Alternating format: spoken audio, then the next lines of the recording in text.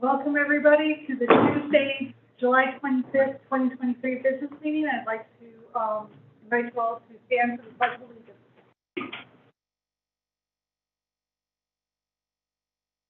Allegiance to the flag of the United States of America and to the republic for which it stands, one nation, under God, indivisible, with liberty and justice for all. Can you do a roll call, please?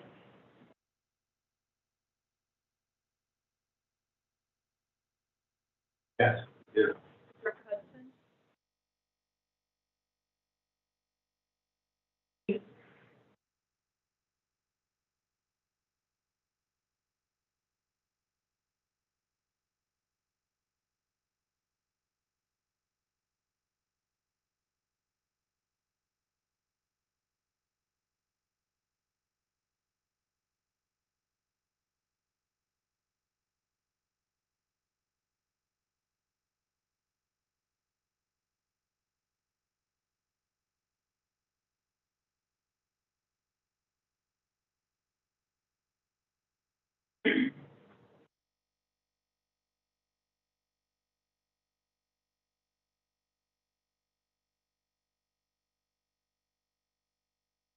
Before I start speaking, welcome to 30 resources for education. Your public comments. The Board of Education values your input and thank you for your comments. The guidelines are each comment is listed to 3 minutes.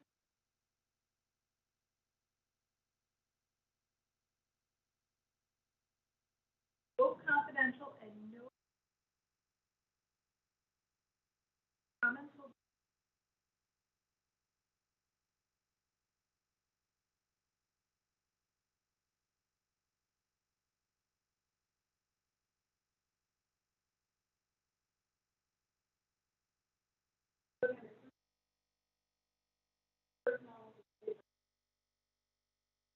I'm not quite sure about personal topic relations, but I'm gonna do my best. I know I spoke last week, last month. And so, my time is starting now. Yep. Okay. First of all, I'm back again because I still do not understand why I was recommended for termination due to the general ed teacher that attacked me. This is a personnel related. Okay, but I don't know why, and when I presented this to the board last time, you said you would look into it, because every time I've asked why staff conduct comes up, and they ask me 2 questions, and I'm repeating myself from last time when I had something else to say, and that's inclusive of my 3 minutes. So you said you would look into it, and you would get back with me, and I'm using you as a fool, for now because of the board. I still don't know why, when I was still attacked by a teacher, and I followed directions. That's the only thing I'm guilty of. Like I said last time, the other thing I regret not doing when I pulled up and followed the call 911, that when I hit 9, that I did not continue to do it because of the way it was turned out. I am not guilty of anything. As far as defamation is against the law, and slander. And so apparently whatever was said about me, and for a superintendent to also say something to HR about not wanting me in the district, I have no idea why not. And then for someone to be terminated, I think that by law, I'm supposed to know why. What did I do? And you said you would look into it. So I'm here because I haven't heard from anybody at all. And I don't see why I did put in there, like I showed you last time, there is the communication with SSD is awful. I said that I've already requested certain things, I haven't heard from anybody. You did say you would get back with me and look into it. I'm still waiting.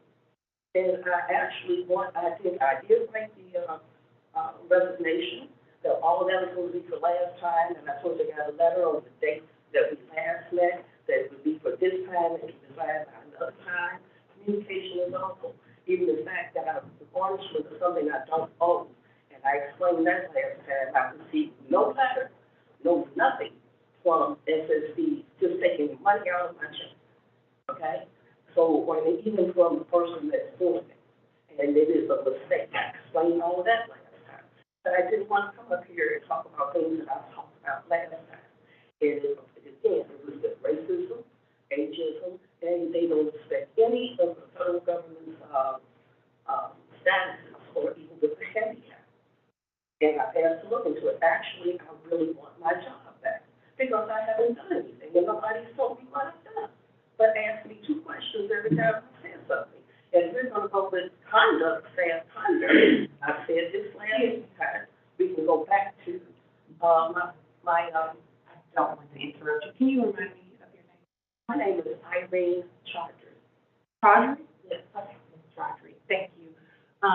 We appreciate you sharing and airing your grievances here, and we hear and value the things that you're doing.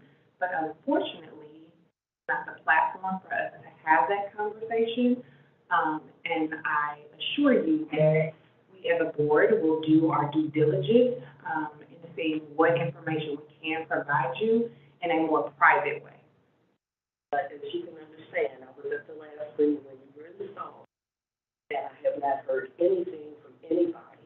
In the meantime, I'm still unemployed, and I'm unemployed, and it wasn't the right way. Now, I am petitioning the board about this, but don't think that nobody else knows about it. I'm trying to do it on this level and this level only, and I am actually asking for a plea for you to investigate, find out what has happened, so let me know. So I can't, what you want me to do, wait another month, and I'm not being facetious and all disrespectful.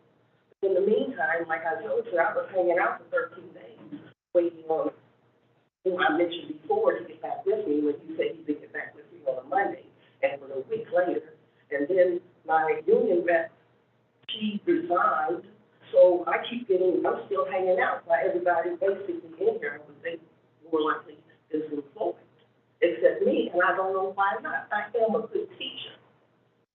And as a good teacher, I was a good teacher as a paraprofessional. All I did was follow directions. So when those guys get back with me, I said, wait, not, as we just explained. How do I get answers? I don't know what else to do. I have done everything that the board said. I appreciate that. Mine is done. I ask you to sit down.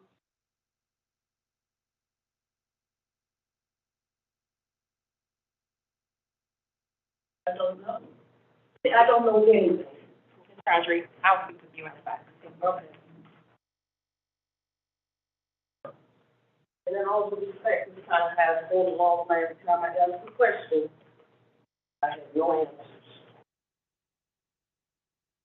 Do I have an motion for 3.01 to approve the agenda? Prior to that, Madam President, I believe, Meredith, that you had made a motion to excuse 3 individuals. I don't believe we voted on that. I know if you, Yeah. if we did vote on that? No, you didn't. You're Okay. right. Did you make that motion? I just Yes. wanted to make sure. Okay. She did make the motion. Do we have a second for that motion? I'll second. All in favor? Aye. All right. Okay. I, No, thank you. Just Thank wanna you, make thank you. So the approval for the agenda, I believe, Dr. Cunningham, you just made a motion for yeah, 3.01? I'll make a motion for that. Okay, any second? Thank you. So on 4.01, for the superintendent report, opening of schools update for the SSD schools and program and partner districts. Yeah, we'll go get one, yeah. Mark, you wanna grab one?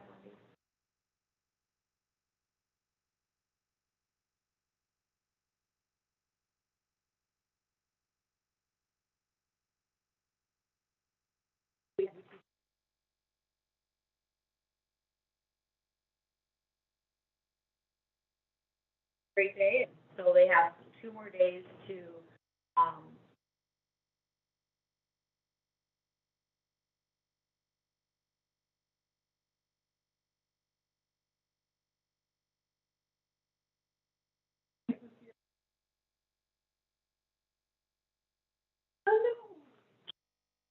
Good evening.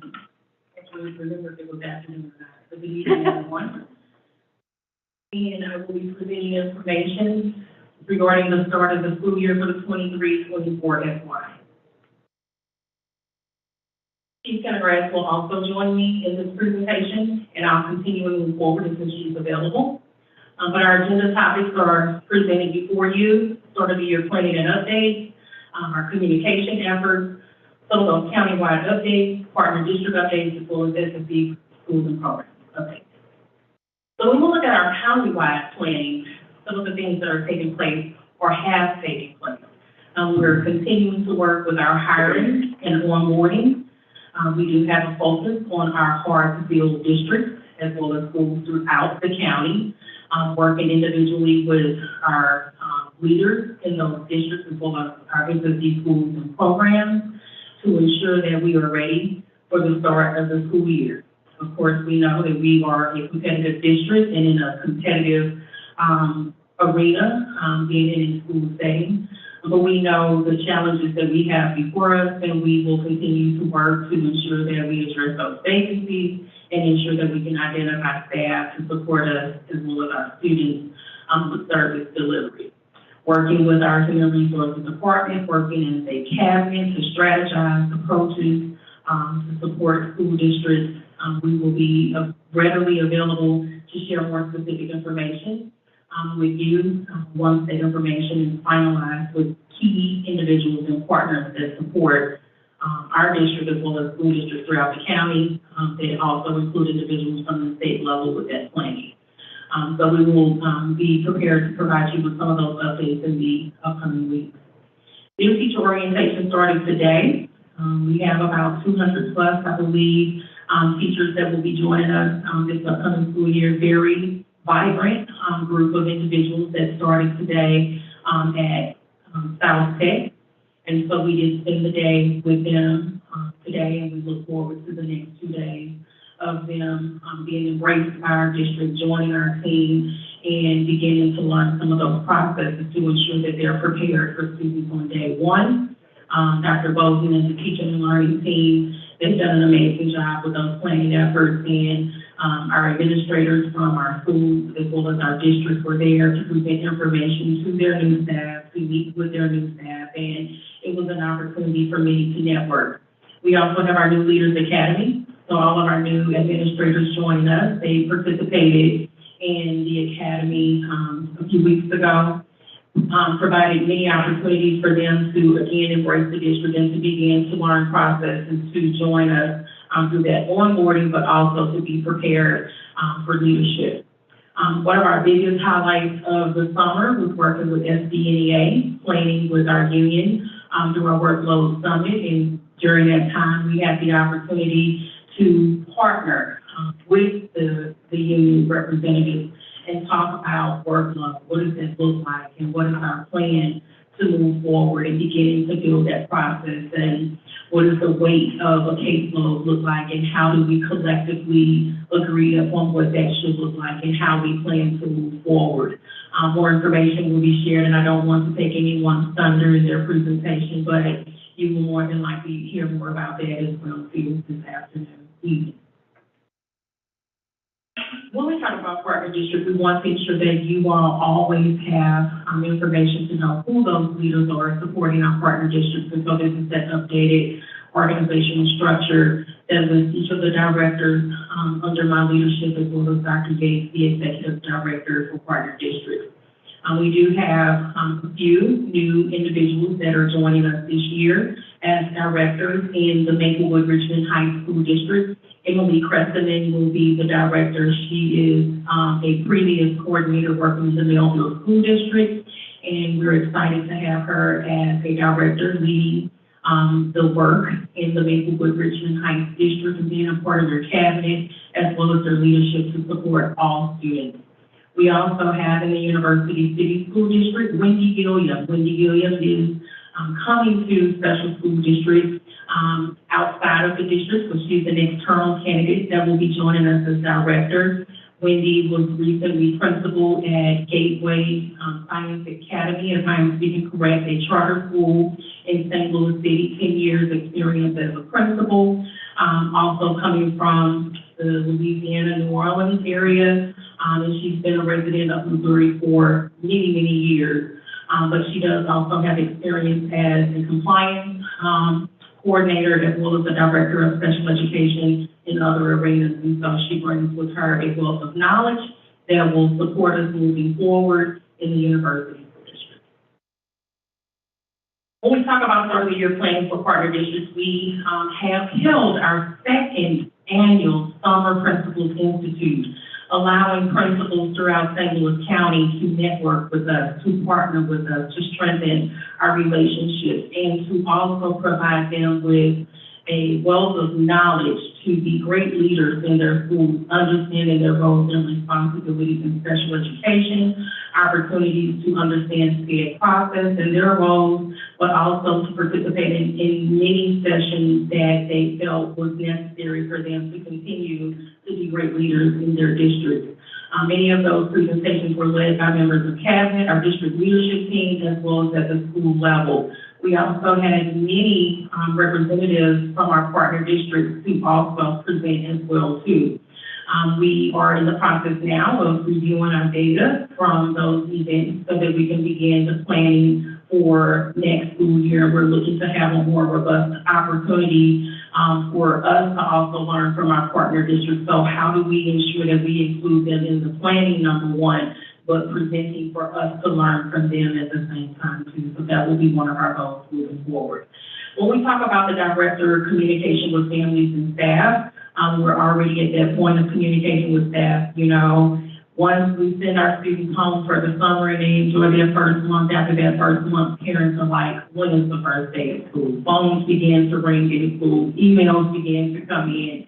So we want to ensure that we have the information ready for each of our parents. And if you have looked in any of the recent sales ads, the school supplies are there and they're ready for us to begin to make those purchases.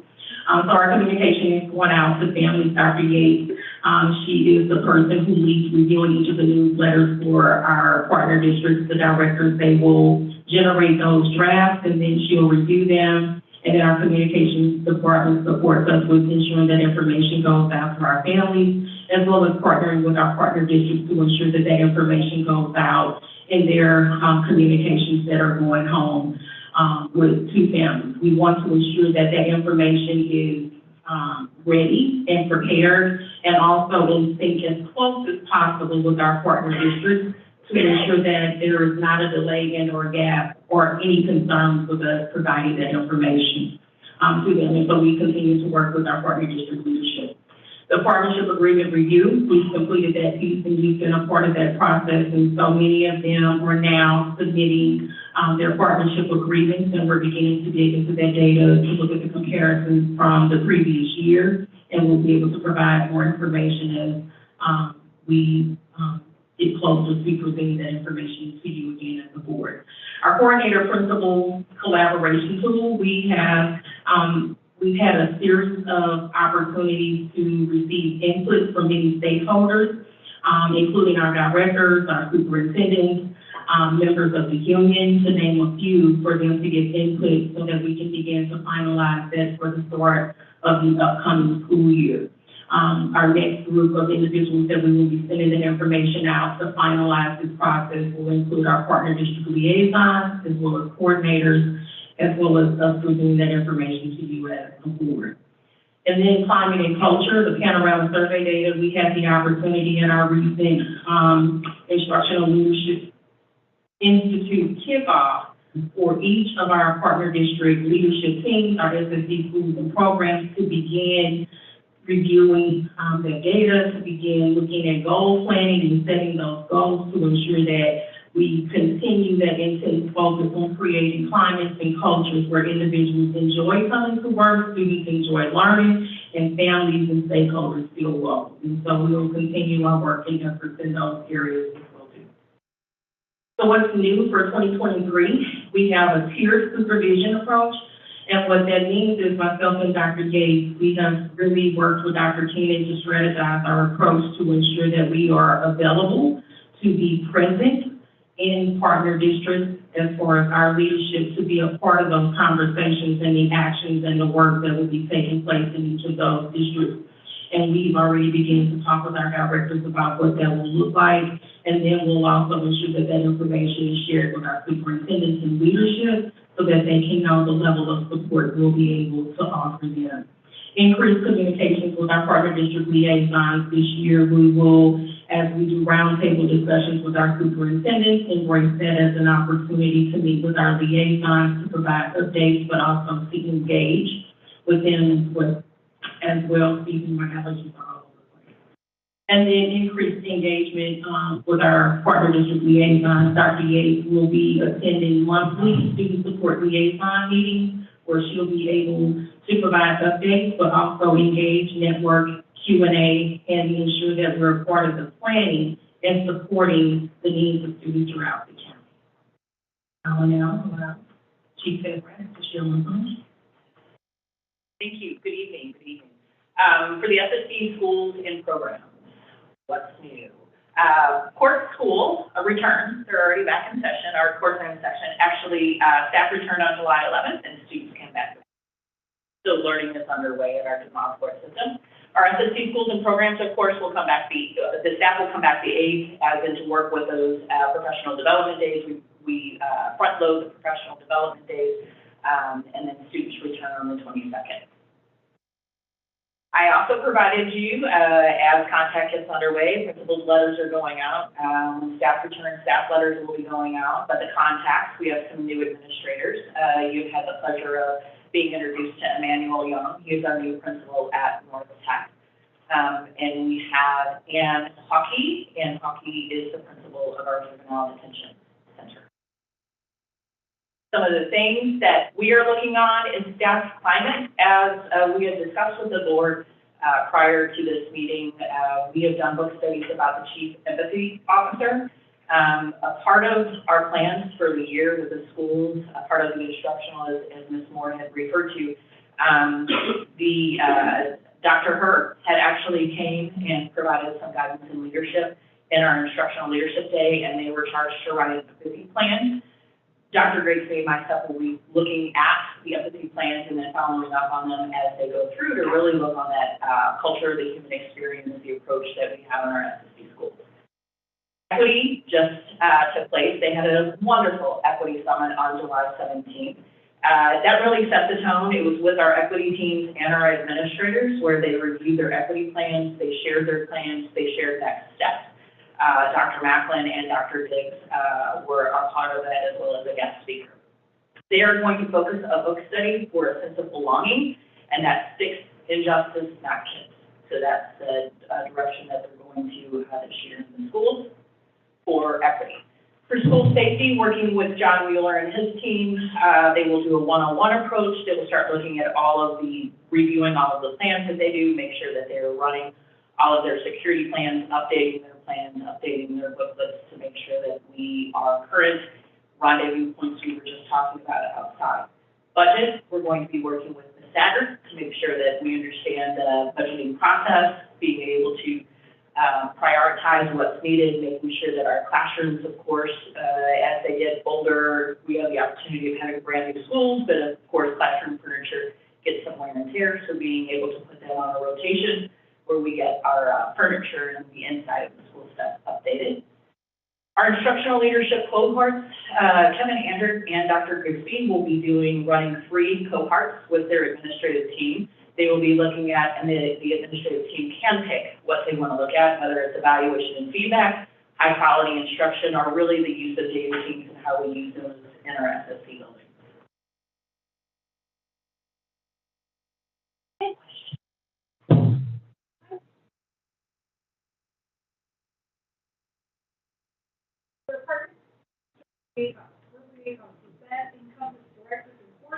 Or is the whole different set of people?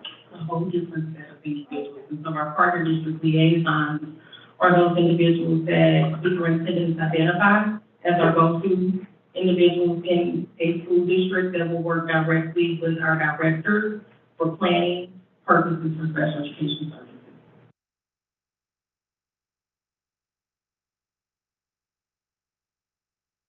page 7. I was just curious, Summer Principals Institute. How well was that? I mean, out of the districts, how many showed? I think we have representation from mostly all districts with probably one, I believe, who is a zero, whatever we call it, a week where they are not available for them to participate in any training that has been set by their district. But we had a very large turnout compared to the previous year. Our reviews, and our survey data indicated that they really, really appreciate us giving them the opportunity to learn more. And here's Jen Henry. I wanted to be correct. I knew it was 200 plus, but it's 230 individuals that participated across the county. But I find this may be one of our most important things. Absolutely. And maybe, I'm not telling you superintendents or not, but I find we're going to get the work. Principals are like, each one's a little fiefdom. I'm not knocking that, but I find if we can get to the principals first, we get to the building principals, That was one of the conversations that Dr. Keenan and I had during our one-to-one meeting. How do we ensure superintendents, but also other district leaders attend as well? And they did, but do we need to consider the structure, the name, the terminology that we're using? Should it be Summer Principals Institute or should it be Summer Administrators Institute? So thinking creatively like that to ensure that we target the audience that we want to attend. we are, I'm guessing, We will. could we see, by going to this, do we have less difficulties? I'm thinking not only in their district, but in that particular, I think it's a great idea. I think there are opportunities for us to look at what can we capture from year to year to see if there are opportunities for growth and if we're making those improvements. I would say that many of the questions that we received this year from some of the sessions, for example, I led the AC Principal Tool, I led the partnership agreement, disproportionality, and the questions that were asked were, I mean, they were really strategizing, like, what is my responsibility? What is my role? What am I expected to do? Where can I find more information? Because these have not been opportunities, and we also have to think about the fact that we assume that our administrators and our partner districts are receiving training and special education, but from where? And so if we are those experts, I think we have to take the lead to ensure we do that for them so that they are equipped to be great leaders in the school. I also think we'll see a correlation between the principal and coordinator leadership tool. Oh, So we'll see a strengthen in their relationship by them actually being there and planning together. And giving input in the development of the tool. I think this could be really important.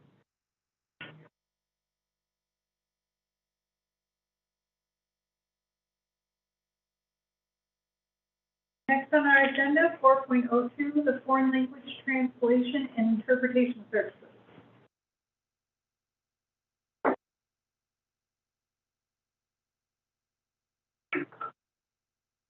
Evening Board of Directors, President Potroff, Superintendent Dr. Keenan. I'm Wendy Pendergrass, Chief Academic Officer of Schools and Programs, and I have the pleasure to introduce Dr. Jasmine Tapia, who is our foreign language and translation interpreter. In less than a year, she is going to share with you the work that she has done on behalf of the Challenge of Communications Department and Technology Department and our Student Data Department in order for us to be able to launch this school year IEPs to be translated in families that is spoken in the home, that is understood in the home. Dr. Tapia. Come on.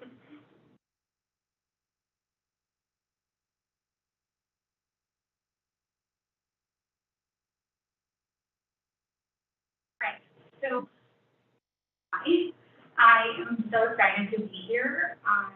Like you said, I am responsible for the foreign language department that encompasses both translation and interpretation.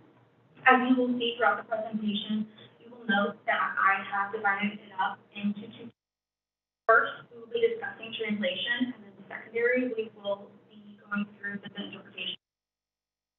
As we go through the presentation, you will also see, if you go to the second slide, you will see that I have mentioned a brief definition of translation up in. Translation is the process of converting written text from one language to another. It's very important for me. I know it seems like a very simple definition, but I find that a lot of times the terms translation and interpretation are used interchangeably, and I want to make sure that as I go through this presentation, we are all on the same page with what I'm talking about. So, like Wendy said as well, I do want to make sure that to stop and say thank you to the student records, student data, communications, technology, and our student information systems manager. They have helped me tremendously through all of my visions, and they really have been able to help me really make them come to life. If it wasn't for them, none of this would be possible. So I do want to take a moment to thank all of them. Because like I said, this was no small feat. First, I will be discussing the newly developed procedures that I have really created. Also, to keep in mind that translation and interpretation services at our district, those are not new services that we have. We've always had them. It's just that since I've come to the picture, I've changed about 100% of it. So this is, these are all of the changes that I have kind of come up with and developed over the course of me being here the last couple of months. So first, I have created a different way to request translation services via JIRA. So this is the way that technology at our SSD schools operates, and that's how we use our help center. So I have collaborated with them to make sure that we are using a system that our district supports. I've also created a flowchart for staff to follow through the entire translation process from beginning to end. I will show you all what that looks like here in a second as well. Also, I've developed and created a page on SSD Gateway. Like I said, I have created a page on Gateway, but communications has helped me through that. So as I'm saying all of these I have done, it really has come from a lot of people on the back end as well. Also created a department email address so that we're more reachable to all of our staff. And I created a translation guidance and resource page for staff as well that is on our Gateway page. Then for the first time in SSD history, I'm very proud to say that we will be translating individualized education programs.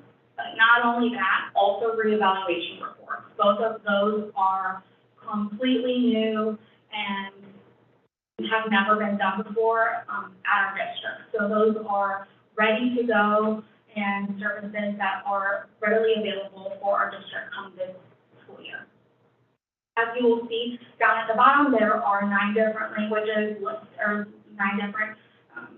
listed down below that bullet point, and they're in alphabetical order, but those are a list of the most commonly used languages that we get asked for services for both translation and interpretation. That one kind of mixed in with the translation piece, but that is a list in alphabetical order for all of those.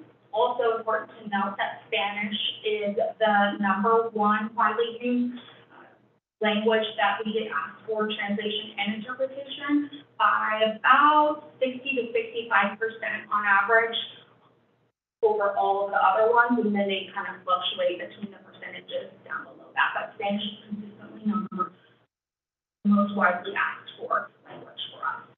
So as I was speaking to you guys a little bit ago about the flowchart for staff, I will be sharing an internal version that I have created here. So if you flip to the third page, it might be a little bit easier for you guys to see, but essentially, top left-hand corner, there's a diagram key. I have created this to say essentially so that we can all follow through. The staff member will request a translation service that will be entered through JIRA. Then me and my department, we will review the request and send to vendor. So with that being said, also very important to note that I will be translating in-house all Spanish requests that come through. So I will be sifting through all of the requests that come in, and I will affiliate the ones that are non-Spanish to our vendor that we have to work with. So I will manage and follow through with those from beginning to end with the vendor and that communication as well. Also then moving forward, I will review ESI, which is one of our information systems for our schools. It holds a lot of student information. So I will review ESI to ensure contact properties are up to date. You might be asking yourself, what is that? I will show you just 1 second. So bear with me. Remember that number 1, ESI. Then after that, I will create a student data service ticket that I've also created, make sure that that department has it.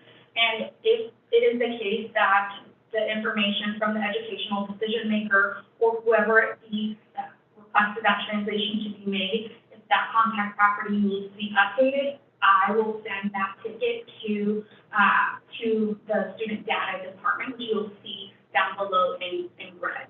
Moving forward, I will fill all of the fluid needs, so I will then receive the translated document, I will hit done to the ticket system, then I will determine if this document is student record.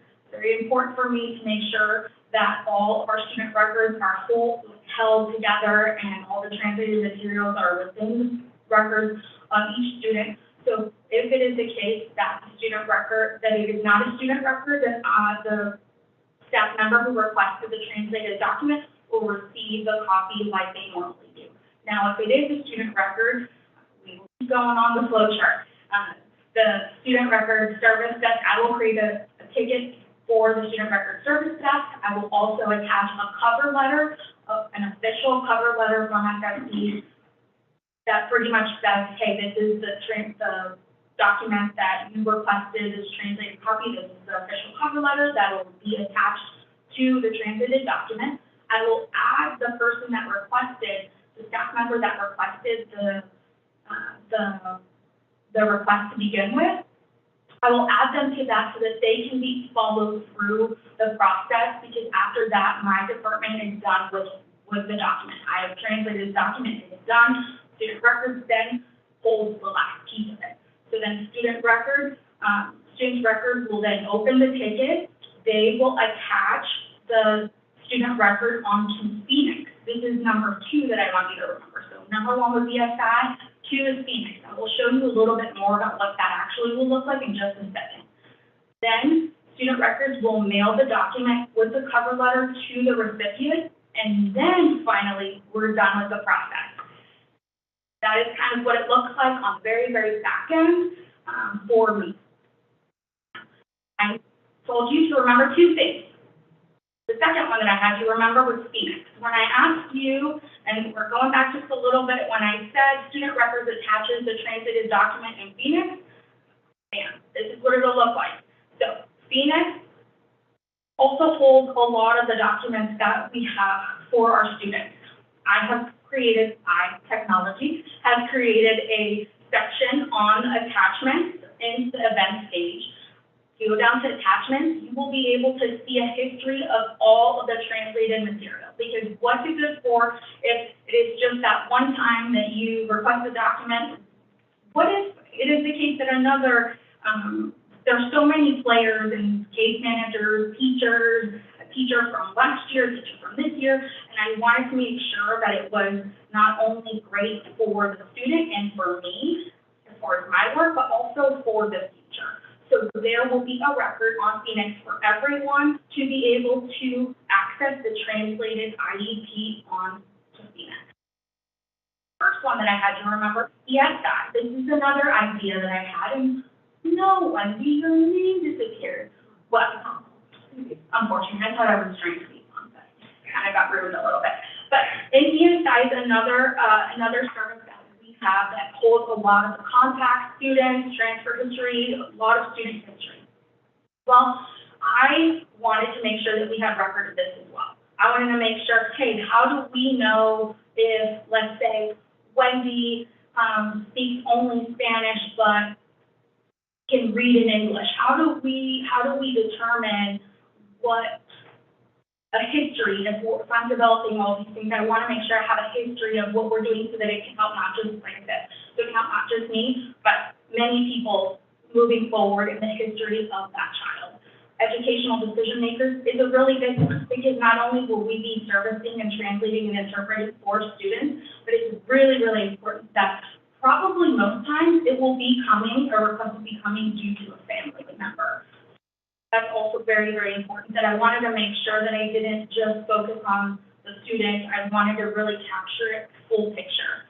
So this is what ESI will look like on the back end. If you see the first line is technically selected, it appears in orange. Wendy's name was supposed to be on there, and we were supposed to be educational decision maker 1 and 2, but I don't really know what happened. I guess Wendy just didn't want to be an educational decision maker today. She didn't want to be my partner, but in theory, there would be someone's name up at the top. If you look down at the contact information, below detail, below active, there you will see oral language and written language, meaning spoken and written. You will be able to see, and then there's codes for English and Spanish. Just because you can speak English doesn't mean you can't read it. Things like that, I wanted to make sure I grabbed it all and really rounded it out. So in there, it appears, Wendy, that you can speak and that you can't speak English. Yeah. So you, so yeah, that's pretty much what that will look like. And if you were to select my name, it will, the same ones will appear. So there'll be codes for English, there'll be codes for whatever is needed for that educational decision maker. So that's what that will look like. And then this is the staff version that all the staff has access to through all of my professional development presentations, through all of our communications. This is what the staff will see. They won't see this beautiful long version. They will see this shortened version right here. So then we will hit interpretation.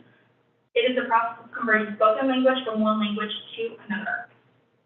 The newly developed procedures for that include updating the contact for all 6 vendors, also introducing myself to all of them, making sure that they know who I am, and really starting the process of developing a relationship with all of those that really do play a really big part in this field.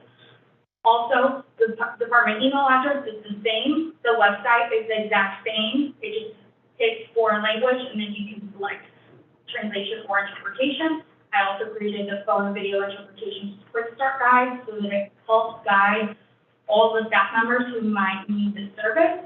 And then I also created the guidance and resources for the staff as well. And so then I believe, and you might be asking, well, how does the staff know about all of these great changes that you are doing? Well, here we are. On the 27th of April, we sent out a mass communication to pretty much let staff members know this is what's coming up for the next school year.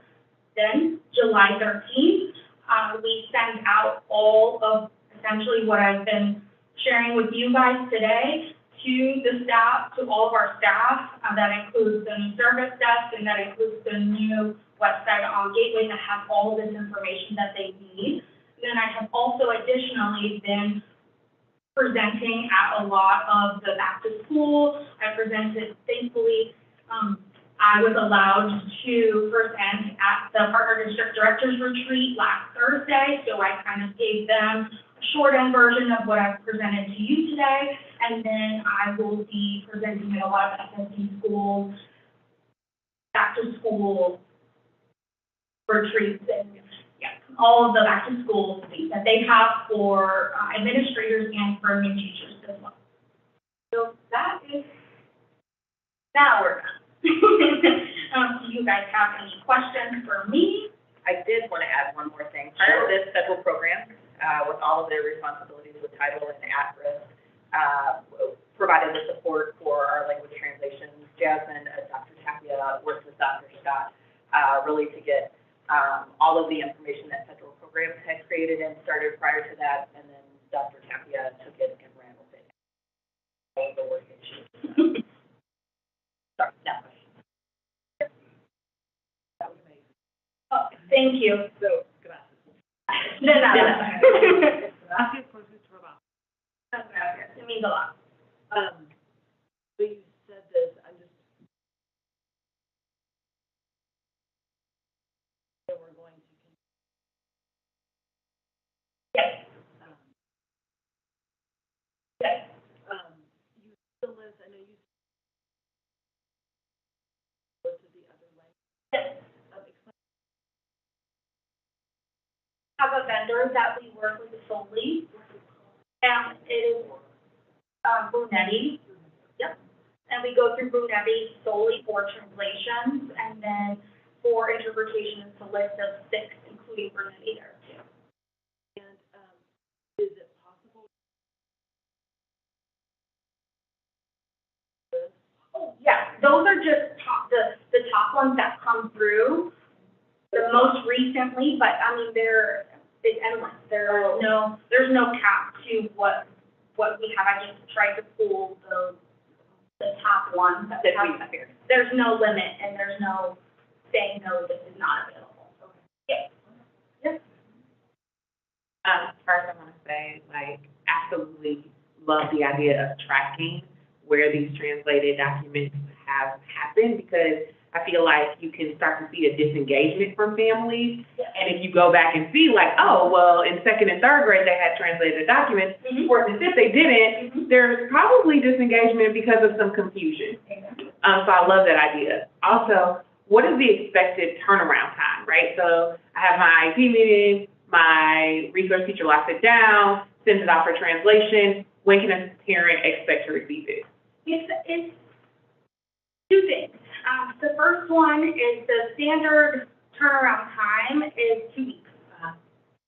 Now, then you start talking about IEPs, right? They're time sensitive sometimes, things along those lines. We, as a district, are compliant as long as we have an interpreter present at the IEP. That is the very bare minimum as far as we're meeting compliance if we have an interpreter present. So aside from that, if we want to provide them with a translated copy, that's technically considered additional.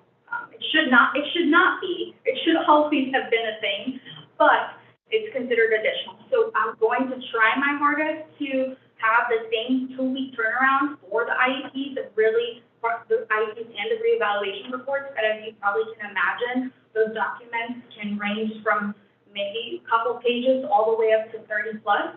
So we'll try to stick with the 2-week window with those as well until I start maybe getting a little, there's too much going on, and then it might have to be a little bit longer, but for all of the other ones, the 2-week window is pretty standard. So they would go ahead and receive the IEP in English because the interpreter would be there knowing that a translated document would be coming. The other thing that we are hoping that we got ahead of the game is that the IEPs and re-evals have shelves with some of our companies, so the information, if you will, that's customary on everyone's IEP are already translated. What they would do is take the IEPs once they are delivered or sent to them, and then translate the needs.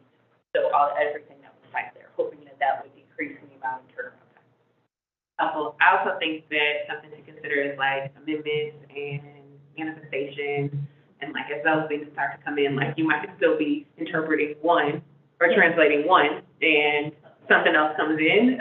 Yes. So just some things that. It's definitely going to have some ebbs and flows, but here we are to try to make it all go down. Yeah, super excited about it. Thank you for yours. No problem. Thank you. Sure. Yeah, I got a couple quick questions. Sure. Just so that, what is JIRA, J-I-R-A? It is our district-wide, how we communicate as far as if you need something from a certain department, then you pretty much go in and say, hey, I need this. You fill out a questionnaire that the department has already created. And so I've created essentially that for this department. So they will go in and essentially pretty much request the document to be translated. Yep, it's pretty much just a hey, I need your help. Second thing, Sure, next year, I'm guessing you'll give us. sure, I would love to. Here's what I would like. if Sure. you don't mind. I've got the percentages that you got. Give me numbers. I would just like to know over the years, is this going up, is this going down? Because I'm guessing at some point, we may need to expand people, not have people. I figure with the numbers, it would give a better idea. Yes, I'm sure you probably already. and it's just me for now, so, we don't have many to. Well, you know, you know, send off yet. like you said, 60% were, if I remember right, Spanish. were Spanish, and then you were doing all of those. That's 40%. But I would also like to know over the years, probably in the Russian, the Swahili, Yes. Thai, yeah, because it would tell me what's going on, what are the trends, especially since we have English as a second language. It would give us the information because you would be right at the heart of this. Yep, and I'm right there with you, Dad is my friend, so that's why I make sure to. We'll become good friends. So I will make sure to keep track of all of that through all of the processes that I've developed, for you. What I would like next year, not this year, you've been excellent, though. But next year I would like just a listing, like a frequency count, how many are Arabic, how many were Violin, how many were Russian, how many were Spanish, so I know that. And I'd like to know how many of these are. Yep. The percentage, because we may need to expand. That's right. Dr. Tapia did a nice job, kind of looking at that. We have bits and pieces of that information, but to solely give you a count, I think that the time that was invested with technology and some of the student data departments to make sure we can capture and have a running list of once, information is changed, that we can hit a, printout and make sure that we have all of that information. See, what I was looking at is, can we check where people, do we need vendors, do we need more people? Yeah. Speak the specific language, but I'm guessing to get somebody Swahili may not be the easiest. Right. I think it's a difficult thing to project. It just kind of comes with the territory. There's, depending on the amount of students that we have at one time, depending on the population here, the demographics there. It's hard. I think it's going to be difficult to really do that entirely 100% in a very valid and reliable way. But I will definitely keep track and of all the data that I can, for sure. I just frequency count this. Yep. Fine. Yep. I have, one question. I think you already said it, but, currently do we have an IEP meetings with, mom and dad do not speak English? Yes. No matter what certain districts they're in. Yep. Yeah, interpreters. Interpreters will be there. Yes. Yeah. We've had that for years. Yes. Yes. That is not it. We've had that years. The new thing is that You get one their physical copy. Yes, and you will be able to understand it. The written text. Other questions? Thank you so much. Thank you. Next on our agenda, 4.03, union negotiations updates, SDN, special school, SDNEA and TESPA. Yes, so before it started, we are presenting this information is based on our 2 action items down the hall, and it's really to kind of give a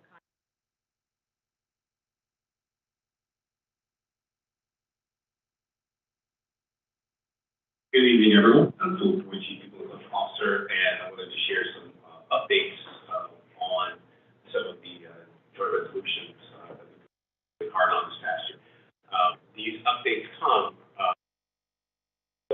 one, when we talk about CESPA, it's because we wanted to make sure that we've updated the salary schedules to more accurately reflect some of the new calculations.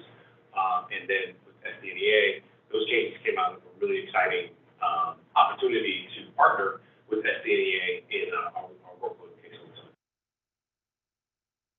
So the impacted articles for discussion tonight are Article 15.5.3 and Article 19.7.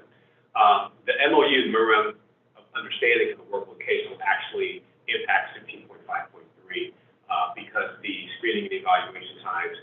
coming out of that collaborative effort. So, quick backup. During negotiations, one of the items of concern that emerged was what was happening with caseload. Not many people are aware that the issue of caseload has been around for about 20 years now. You know, every few years it seems to have come up as an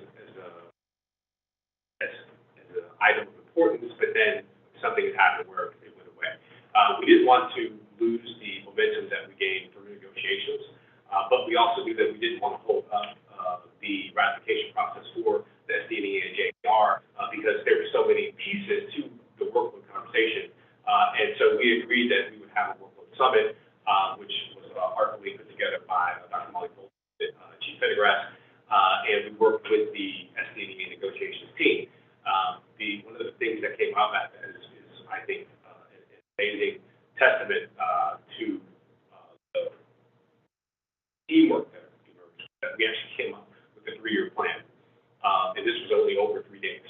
So we put a lot of work into those 3 days, and people were really excited. It was a great opportunity to make sure the teacher level staff were able to be strategic partners with us around issues of workload and caseload. And so, you know, we feel that we're going to be able to emerge from this, not only in 3 years, but after 1 year, with just a better understanding, one, about how to collaborate better, but also to have better information on what's happening with caseload and workload and how best to support teams.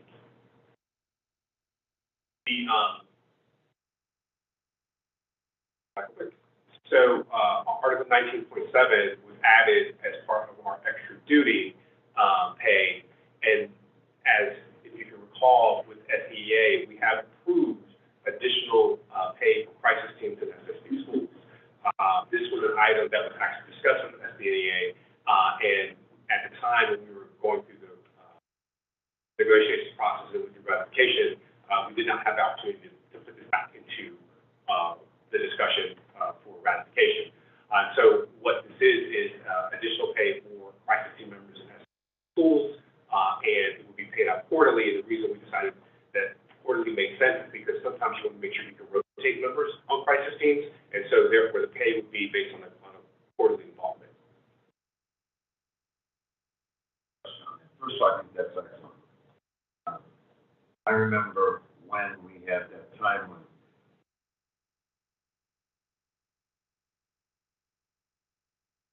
that we had difficulties with the crisis team, we had people injured, we had people ended up being disciplined, and we had tons of people coming here at this meeting protesting that. I love the idea of adding additional compensation. I like also the idea that we make sure that we get mandatory training for these individuals, because these are the individuals that are probably most at risk for getting hurt and for hurting someone else if they're not appropriately trained. And if we had crisis team specific compensation, we can make sure that they are trained. If you want compensation, you want to be on this, not only do you have to go through violence prevention training, but you also have to show a certain degree of hoping, a certain degree of confidence to get it.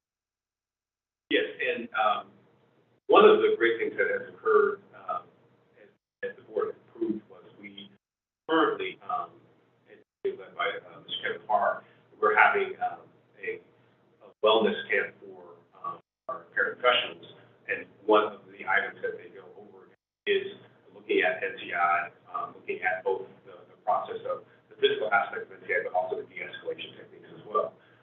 We are trying to be very holistic in our approach to this so that we are, talking about and providing additional resources for our staff members to really think about holistically how are they staying healthy, right? Both from a physical standpoint and a mental standpoint, right?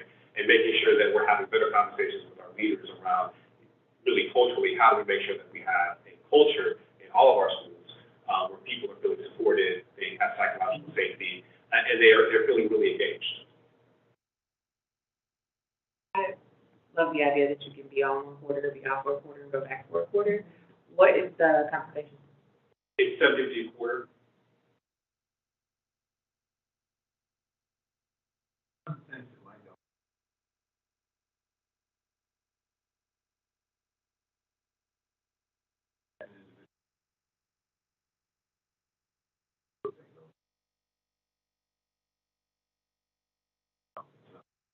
head officer, all the individuals are involved. I wonder if something like that could be modified so that we do that.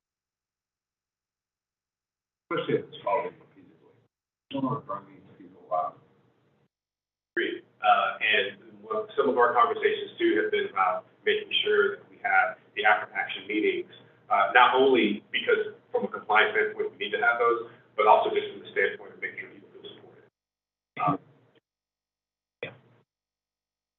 We kind of model that after what they do when the police are called in and when the hospital staff are called in, that it becomes completely confidential for what anybody talks in there.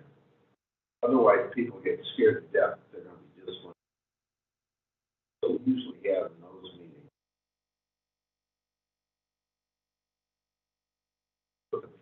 I ran a max secure hospital once. Well, we had that once somebody came in. At that point, confidentiality rate. And we also had that for the liability. If something screwed up in there, brought up, yeah, we took them notes. Wasn't no specific record other than we had a meeting. I think definitely be exploring that more. I think it sounds like a really supportive type of structure. It was good for our staff. Yeah. It JCHO, which is on commission for hospitals, they were the ones who recommended it, especially with the max secure hospital, because we had a lot of this. It helped with our staff. Otherwise, traumas, look at it, it just kept getting worse and worse and worse. And even if you're on it a month and off of a month, trauma's still going to pick up on our people. Agreed.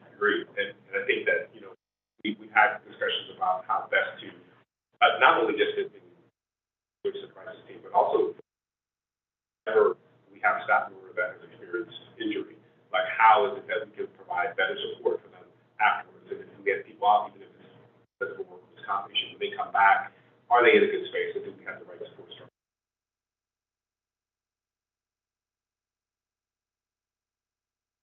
And as I noted for the SEPA, we just wanted to make sure that we had the correct hourly rates for our 10-month staff, and to make sure that we kept the additional differential for chief officer, secretary. Any additional questions, Dr. Neal?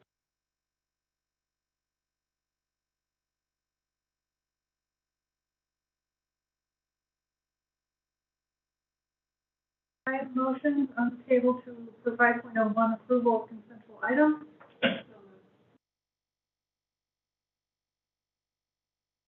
There you go. All in favor? Aye.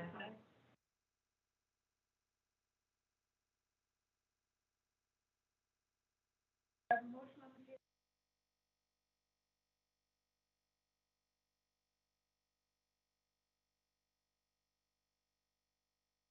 Aye. Oh, any discussion? Okay.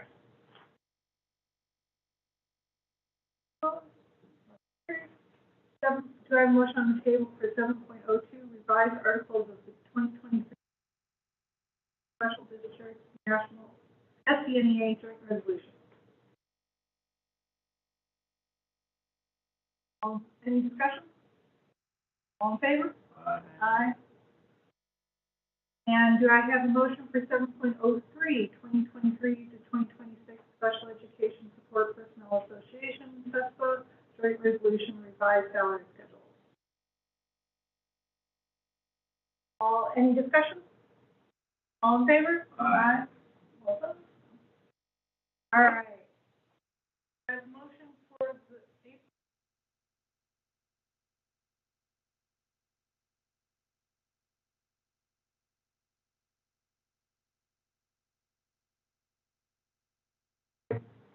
Second that motion.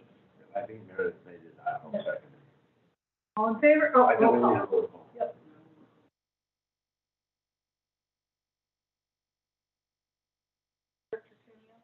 Yes. Director Staton. Okay.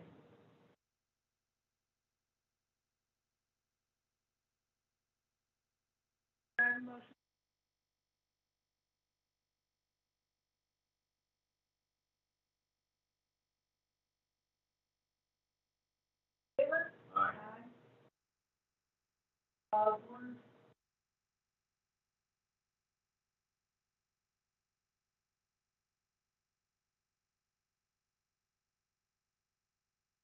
items were approved during the executive meeting on July 11th, 2023. Employment, resignations, retirement, salary adjustments, and extra duty pay. The following items were approved during the executive meeting on June 25th, 2023. Employment, resignations, retirement, salary adjustments, extra duty pay, and 3 settlement agreements. Any board communications? As a parent of an SSD student, we did get our packet in the mail, communications going out to the parents. Tommy's super excited as a new teacher.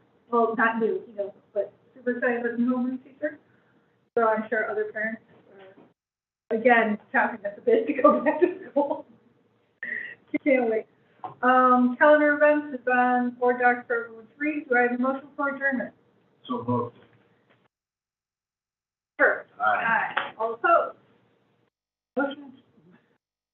Motion carries. Thank you very much, everyone.